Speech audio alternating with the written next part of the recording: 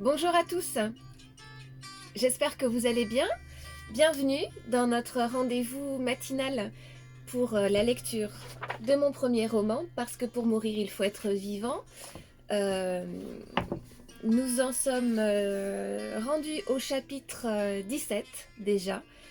Nous sommes le mardi 30 avril, jour 181, page 359, pour ceux qui suivent avec le livre.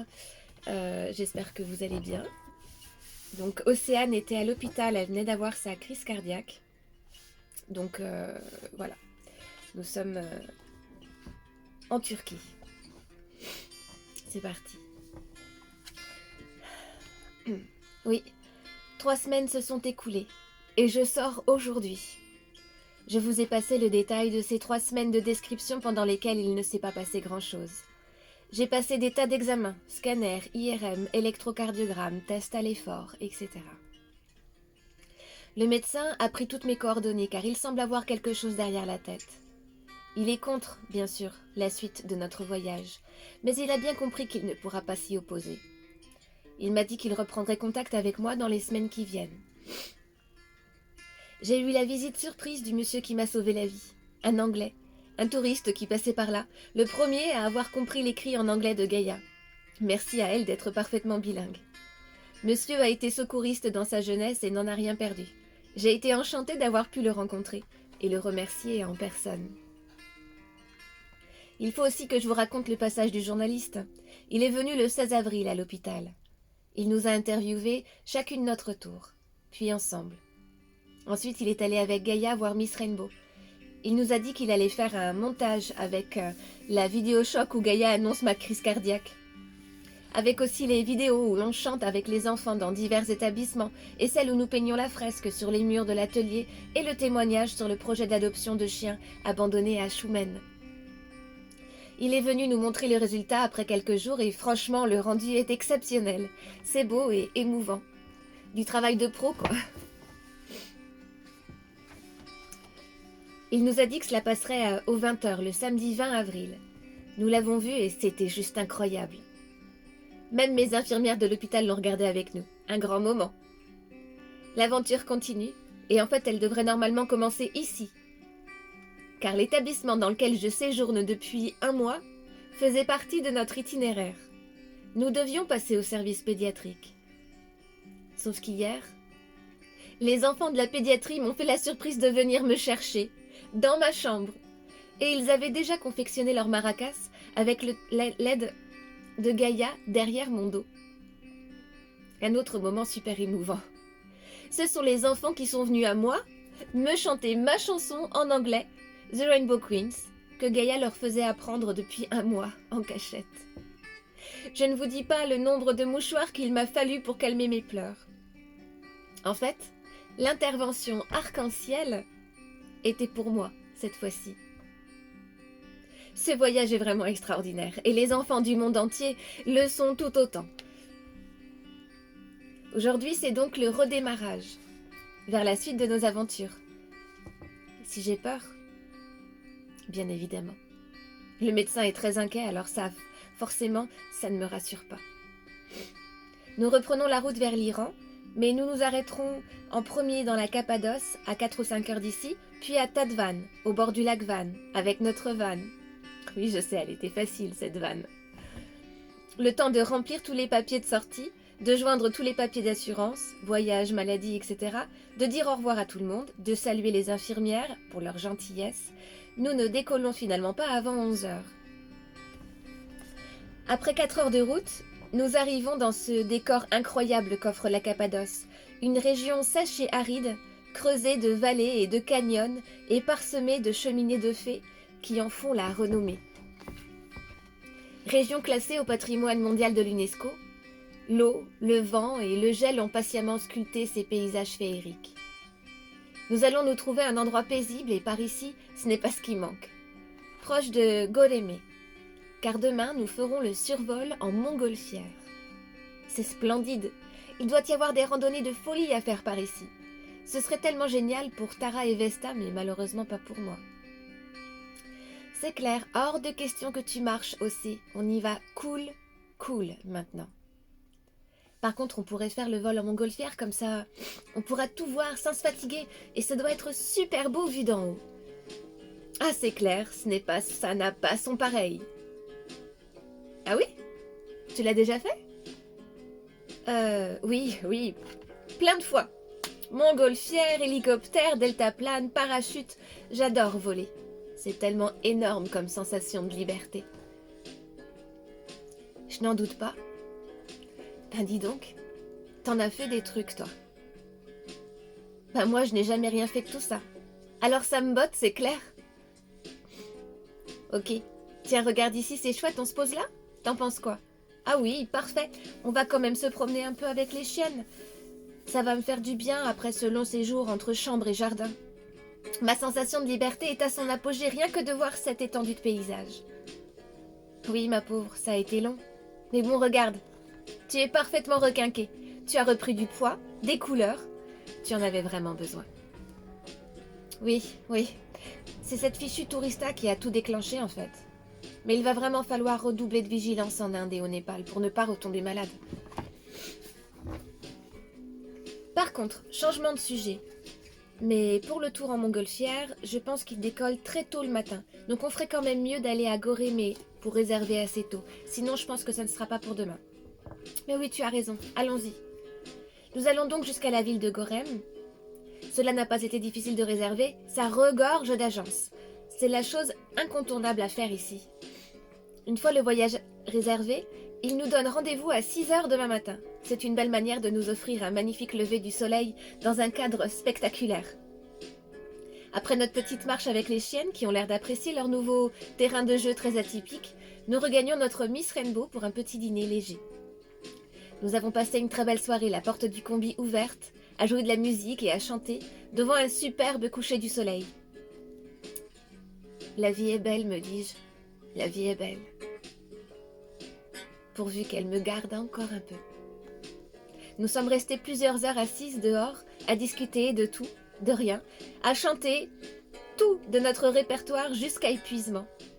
Non, ça c'est impossible qu'il s'agisse de notre propre épuisement à chanter ou qu'il s'agisse de l'épuisement de notre répertoire, dans les deux cas. C'est un non-sens. C'est surtout que demain à 6h, nous devons être prêtes pour le vol de notre vie.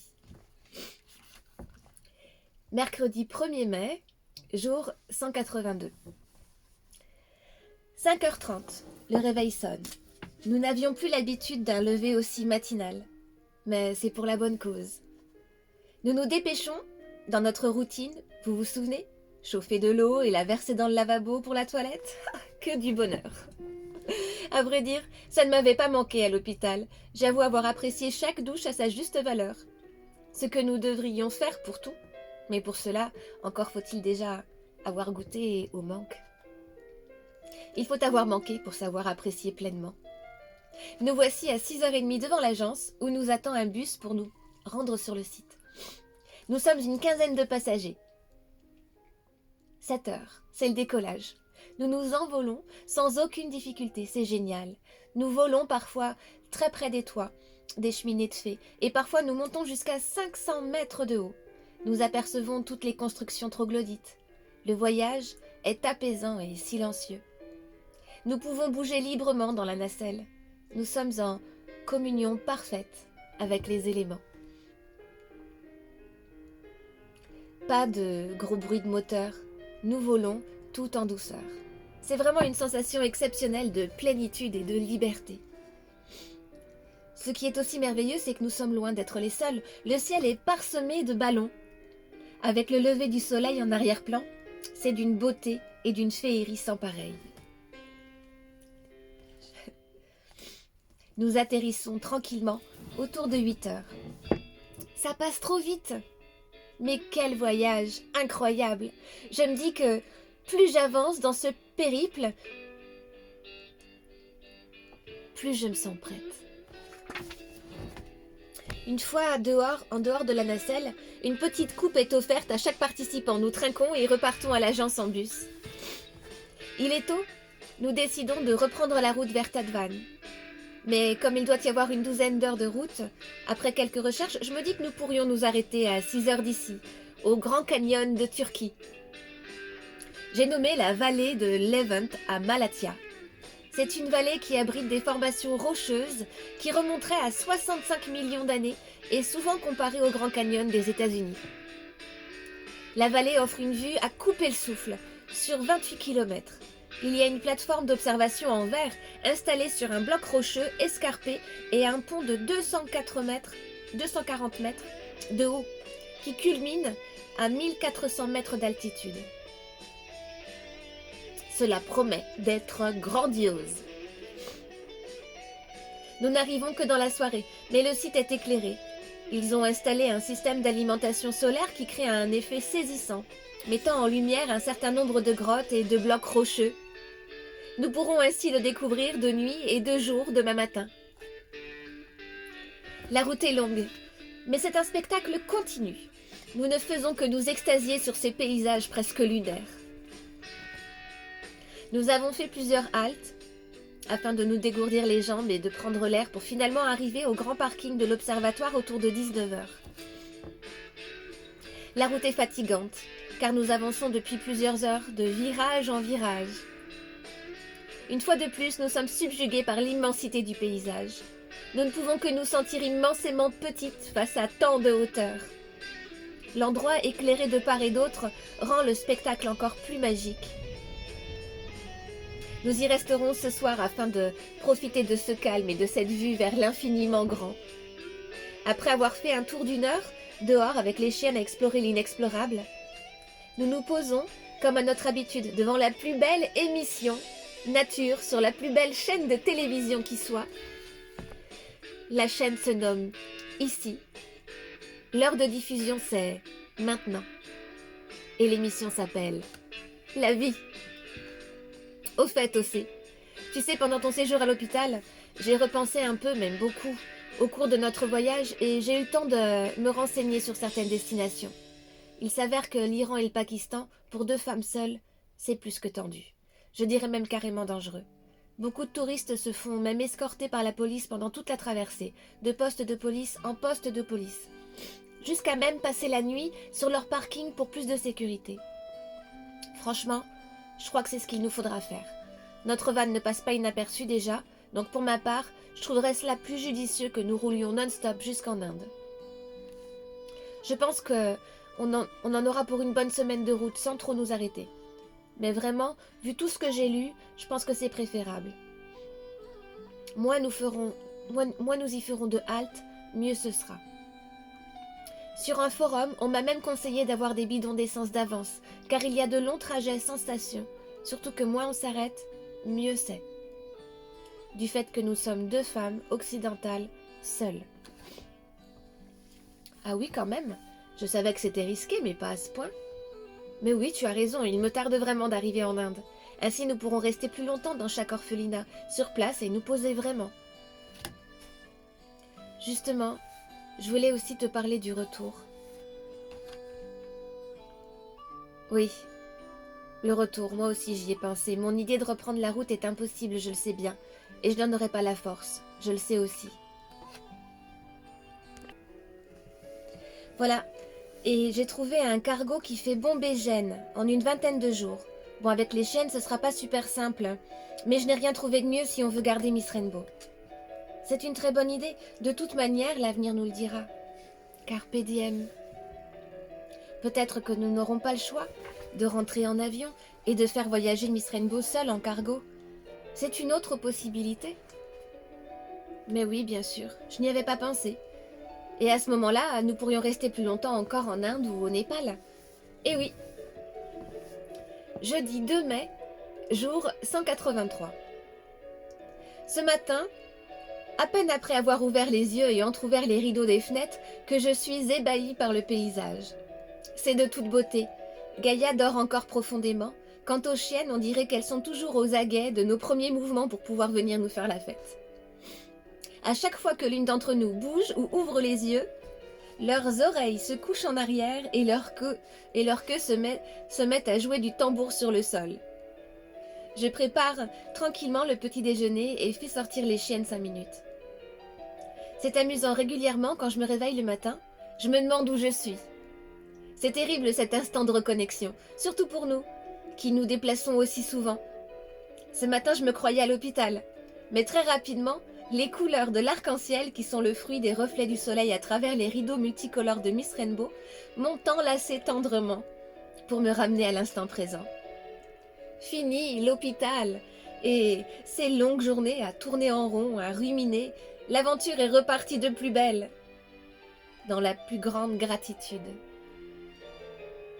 Une fois le petit déjeuner avalé et notre toilette effectuée, nous sommes allés à l'intérieur de l'observatoire dont le sol en verre est très impressionnant, les pieds au-dessus du vide. Nous restons là un instant et repartons pour 8 heures de route vers Tadvan. Une fois de plus, nous roulons une bonne partie de la journée et arrivons à destination autour de 18 heures. La ville n'a rien d'exceptionnel, si ce n'est évidemment le grand lac Van. Pas de plage, mais une longue promenade pavée longeant la rive. Nous nous garons et sortons marcher le long du lac avec les chiennes, et faisons une halte en nous asseyant sur les rochers qui aménagent le bord de l'eau en l'absence de plage. Dans la soirée, nous sommes sortis faire un tour en ville, repérer également les stations-service et épiceries, car nous allons devoir faire un sacré plein pour la traversée de l'Iran et du Pakistan. Nous voudrions prévoir quelques jerrycans d'essence pour être tranquilles, de la nourriture déshydratée, ou tout ce qui peut se conserver une semaine.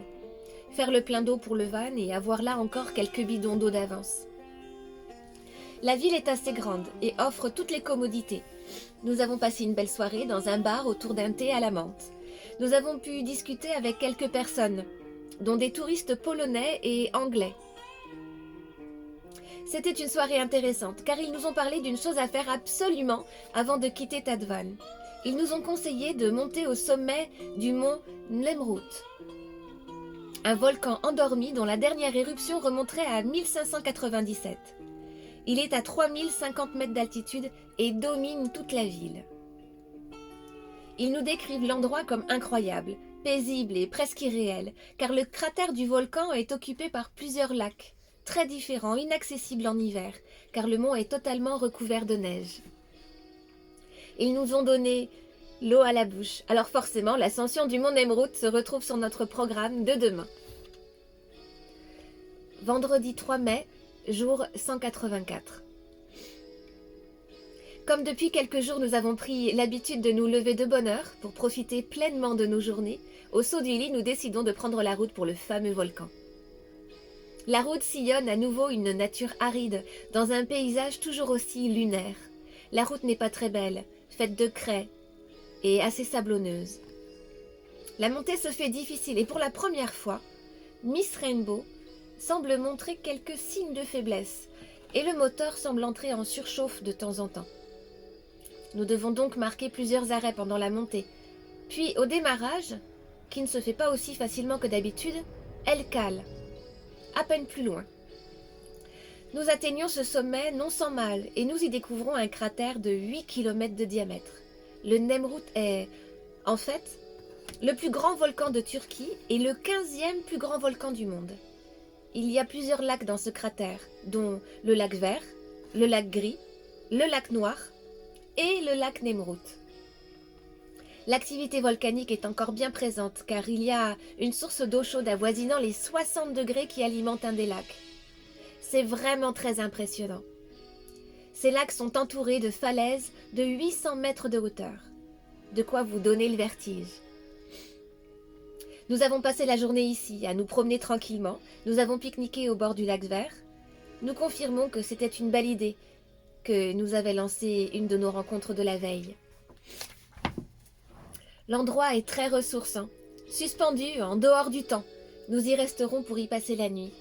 Que rêver de mieux que pouvoir passer une nuit dans ce paysage si surprenant, entre lac d'émeraude, falaises abruptes, nature préservée et calme absolu. Ce soir, plus encore que tous les autres soirs, nous avons la sensation d'être seuls au monde. Nous nous sommes stationnés non loin du lac Nemrut. Le ciel est très étoilé, ce qui nourrit encore plus la magie de cette nuit au cœur de nous. À nous, Gaïa, à ce rêve éveillé que nous vivons chaque jour, à notre liberté, à ce monde extraordinaire dont les richesses n'ont de limite que celles que nous nous imposons. Quelle inspiration aussi, tu devrais l'écrire ça. Tu sais que tu as un vrai talent d'écriture, que tu es réellement une artiste exactement comme tu rêvais de l'être. Regarde les chansons que tu as écrites, en 5 minutes montre en main, et tous ces articles que tu rédiges sur le blog. Tu écris avec tellement de philosophie, de tact et d'humour aussi. Tu es douée? Tu le penses, Gaïa? Je suis douée pour l'écriture? Tu crois? En tout cas, j'aime ça, c'est vrai. Alors si tu aimes ça, fais-le. Tu n'en seras alors que plus épanoui. L'âme de chaque être s'embellit quand il fait ce qu'il aime. Faire ce que l'on aime et aimer ce que l'on fait. Voilà la clé du succès intérieur qui ne peut que rayonner et résonner à l'extérieur pour ne pas écrire raisonner. Je tire à nouveau mes yeux avec le bout de mes doigts pour me faire des yeux bridés qui lui répondent en prenant un accent asiatique. Grand maître Chang, je ne me lasserai jamais de vos enseignements. Nous finissons la soirée dans les rires et ça nous fait le plus grand bien.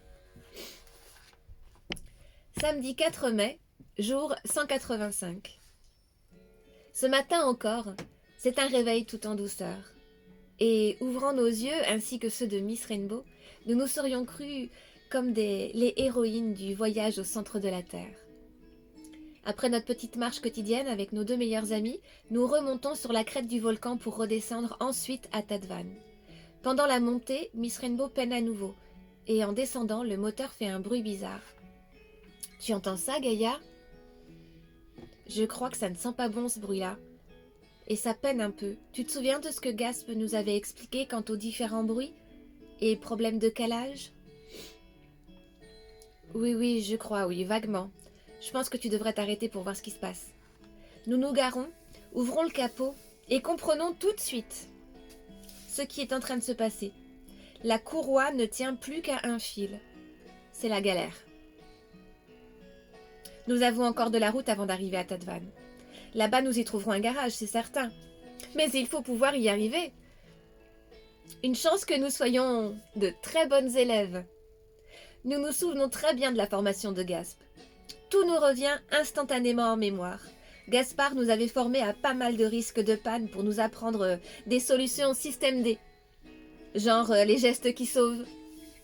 De la mécanique. Nous avons, tels 2 professionnels, enfin, ça avait plutôt l'air d'une parodie qu'autre chose, changé notre courroie par une vieille paire de collants en nylon solidement noués.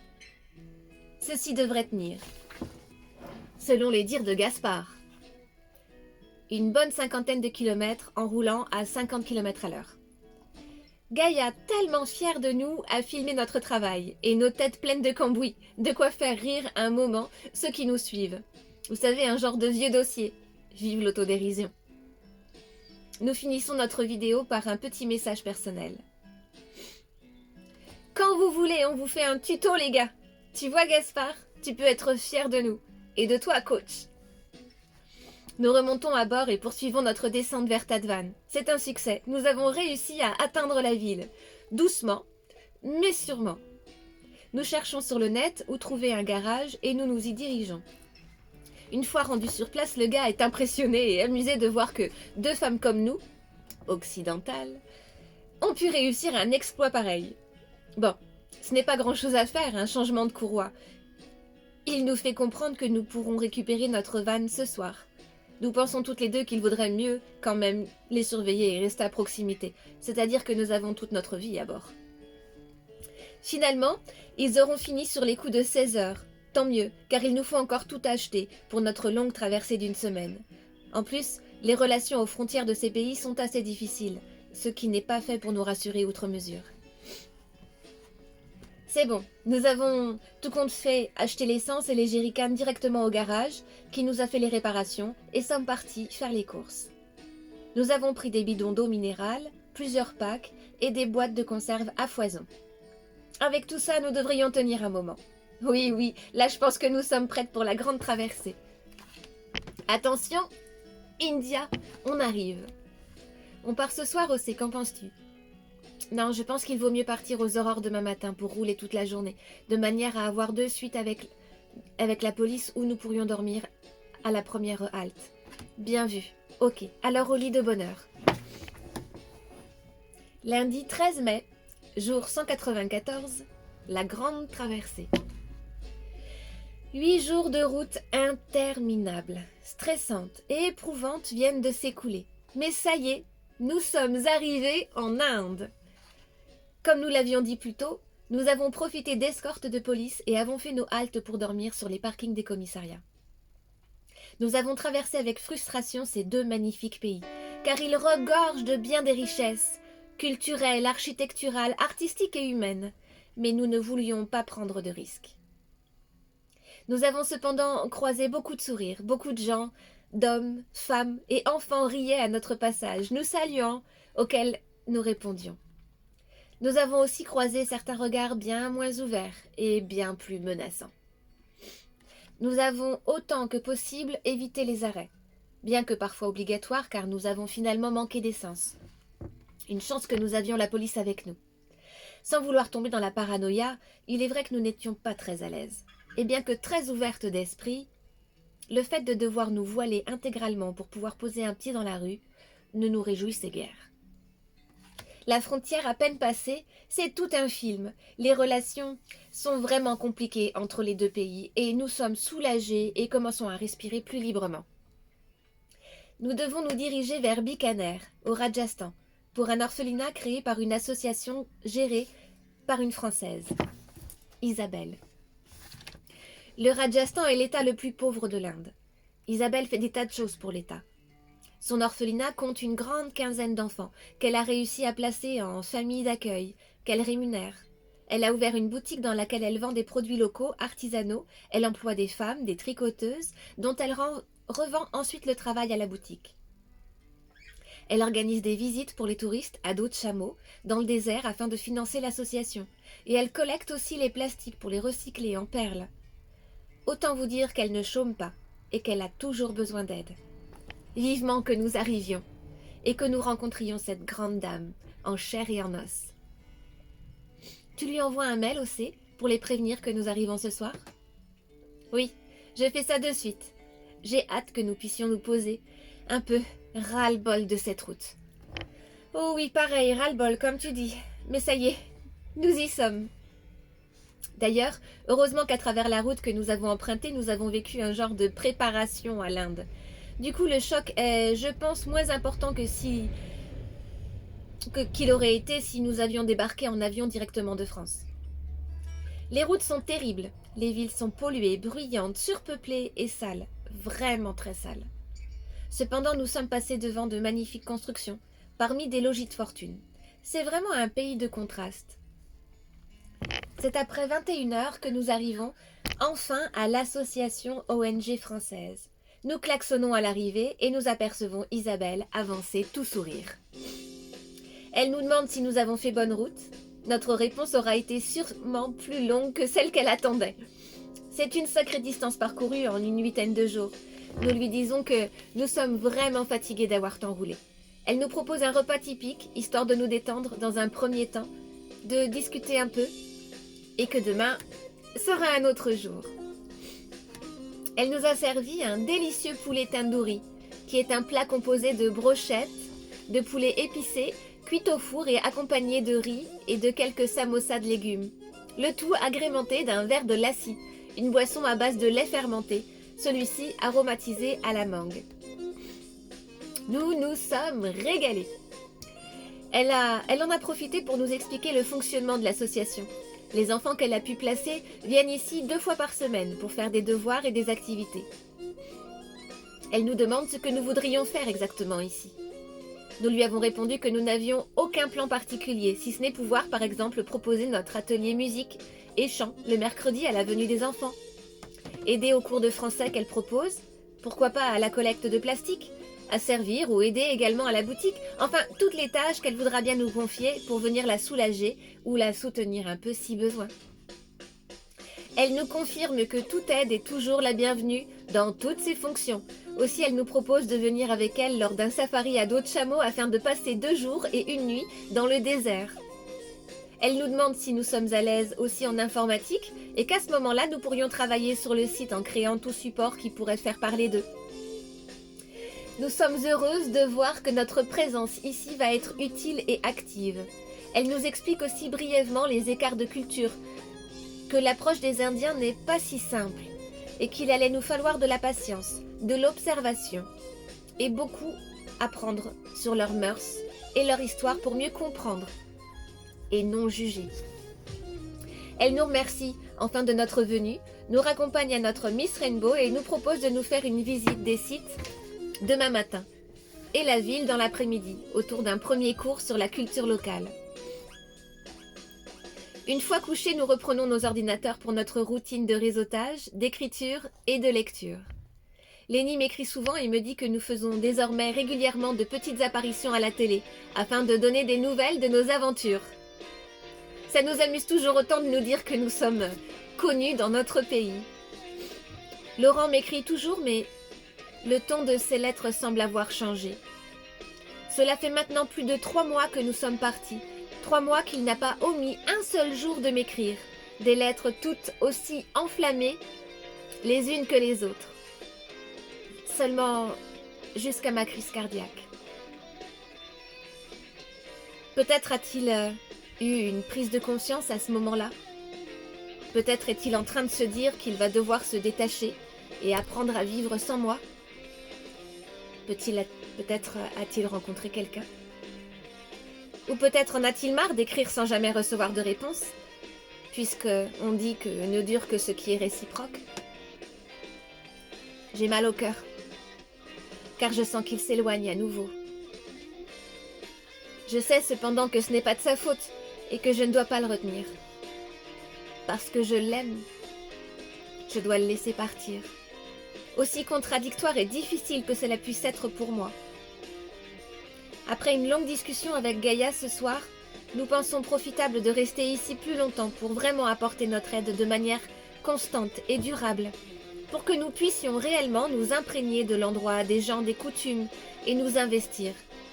Fini le tourisme pour l'instant.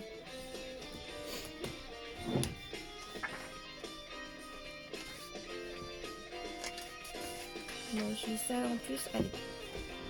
Mardi 14 mai, jour 195, l'Inde.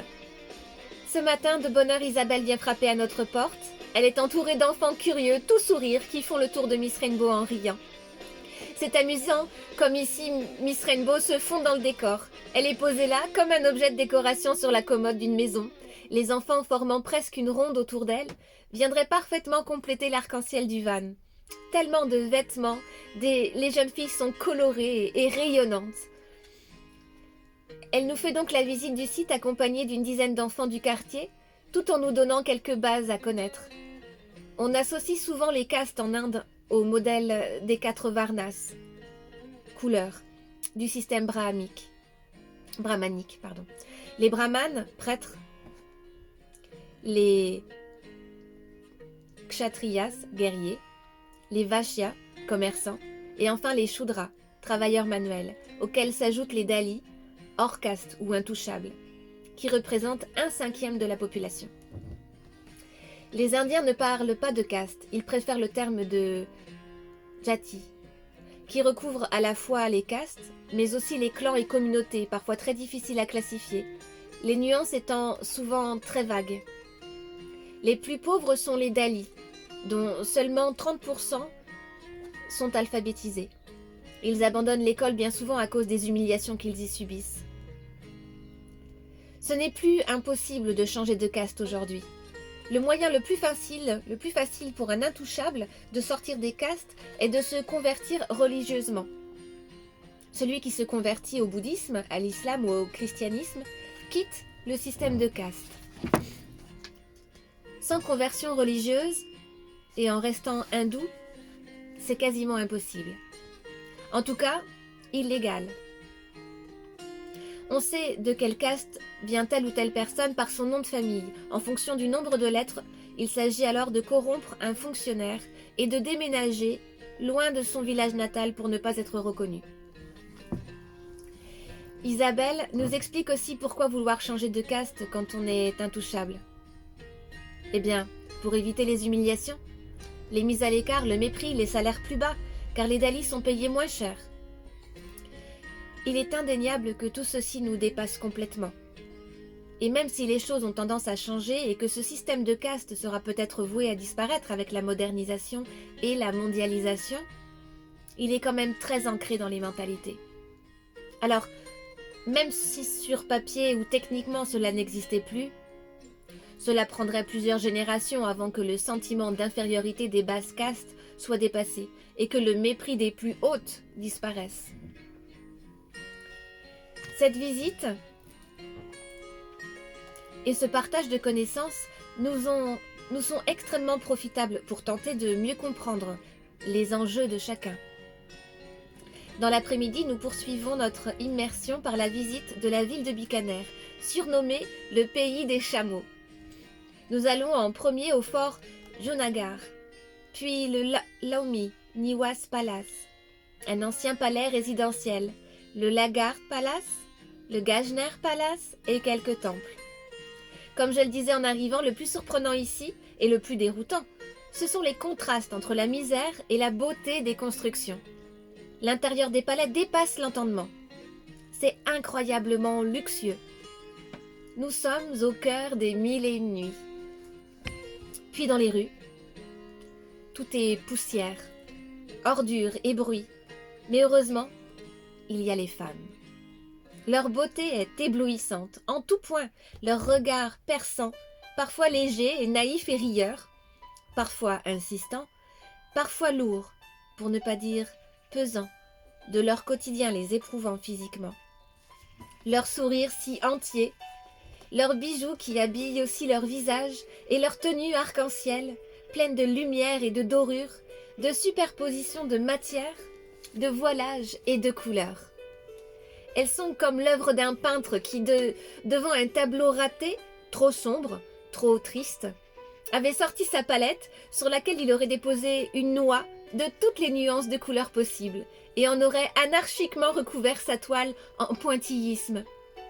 Et partant d'un accident, par le plus grand des hasards, le rendu final faisait oublier la morne toile de fond pour n'en laisser ressortir que les couleurs, qui s'harmonisaient comme par magie. Une fois encore, nous comprenons que la situation des femmes ici est une affaire assez complexe. Dans les textes, dans la tradition hindoue, la femme est le ciment et l'initiatrice du couple. Elle doit être vénérée telle une déesse. Dans la réalité, il en est tout autrement. Le garçon est élevé dans l'idée qu'il est supérieur et que la femme est là pour servir et le satisfaire. Ce qui veut dire évidemment que chez les plus pauvres, manquant de nourriture, les filles seront amenées à jeûner au profit des garçons. Et il en est ainsi pour l'instruction. Il y a aussi le principe de la dot, que la femme doit apporter au mariage, qui fait encore des milliers de victimes. En fait, certaines femmes n'ont pas assez d'argent pour payer leur dot. Elles sont alors assassinées, tandis que d'autres se suicident. Une fois mariée, la femme hindoue doit aller s'installer dans sa belle famille et doit s'occuper de la maison et des tâches qui lui incombent, ainsi que de ses beaux-parents. Toutes ces vérités nous glacent littéralement le cœur, nous peinent autant qu'elles nous révoltent. Isabelle tenait absolument à nous en dire un maximum avant de vraiment nous faire intervenir auprès des enfants, filles et garçons, pour nous éviter de faire ou dire des choses qui pourraient être mal comprises ou mal interprétées en raison de notre manque de connaissances. Comme elle dit, nous n'avons pas à juger, si c'est bien ou mal, car nous n'allons rien changer, en tout cas pas comme ça. Nous pouvons juste apporter du soutien, aider ceux qui ont le désir d'apprendre, de travailler, inculquer humblement quelques notions d'hygiène en leur faisant comprendre qu'il en va de leur santé. Elle nous dit aussi que, comme nous resterions ici que quelques semaines, nous en apprendrions assurément plus sur nous-mêmes, grâce à eux, que nous ne pourrons leur apprendre sur quoi que ce soit. Je comprends instantanément qu'elle doit faire référence à leur richesse intérieure qui dépasse de loin toutes nos richesses. En gros, ils sont aussi riches que nous sommes pauvres. La journée a été intense, beaucoup d'informations reçues, tant visuelles qu'intellectuelles. Nous la remercions pour son temps et son investissement à faire notre éducation, si je puis dire ainsi. Gaïa et moi retournons ce soir à bord de Miss Rainbow, épuisés de notre journée découverte et aussi parce que nous voulons préparer notre intervention demain, mercredi, auprès des enfants. Isabelle reçoit les enfants placés tous les mercredis, mais demain, elle a aussi convié les enfants du quartier à se joindre à nous. Voilà, j'arrête là. Nous sommes rendus à vendredi 17 mai, jour 198 et page 383. Voilà. J'aurais peut-être fini avant dimanche en fait. Je ne sais pas, on verra. Voilà, je vous remercie pour votre écoute et j'espère que vous avez passé un bon moment encore de lecture pendant cet épisode 17. Je vous souhaite une belle continuation dans vos activités du jour et je vous dis à demain matin pour l'épisode 18. Je vous embrasse.